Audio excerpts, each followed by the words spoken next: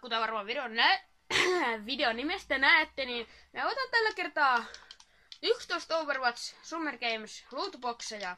Ja miksi en tee 50? No, en tiedä. Jos tulee joku todella hyvä, niin voin ehkä tehdäkin, jos tulee tilaajia. Niin, mutta joo. Niin, eiköhän mennä itse asiaan jo nytten.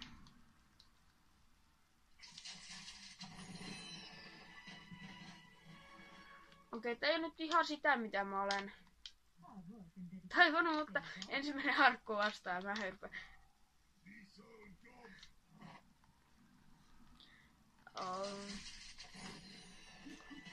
Epikki. Farahille emote.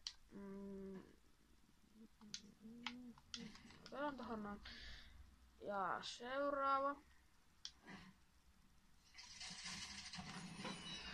Ja taas epikki. McCree. McCreelle Amerikan, mutta mulla on Black Watch. Mun mielestä se on hienompi kuin tää Amerikan. Mut joo, on tää ihan hieno tässä. Nyt ei siihen mitään. Sitten voidaan ottaa tähän videoon myös vähän gameplaytä. Kato Traceri, jes!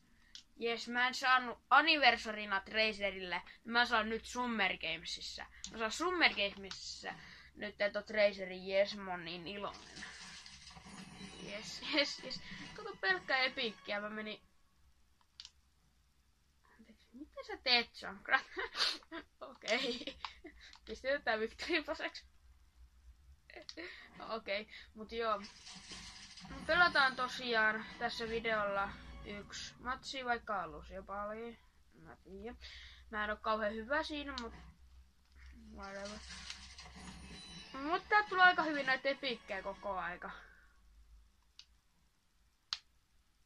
Okei, ehkä mä pidän sen Santa Clausin vielä tässä. Tää spray, tää mä oon halunnut. Koska toi on hyvä spray.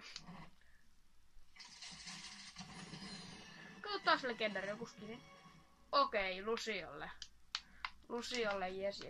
Mä en jaksa sitä jääkiekkoa, mä oon jalkapallo. Aika muuten hyvin tulee näitä epikkejä legeitä täältä näin. En tiedä, että ei taida tulla enää näistä kahdesta vikasta. Nyt voi tulla.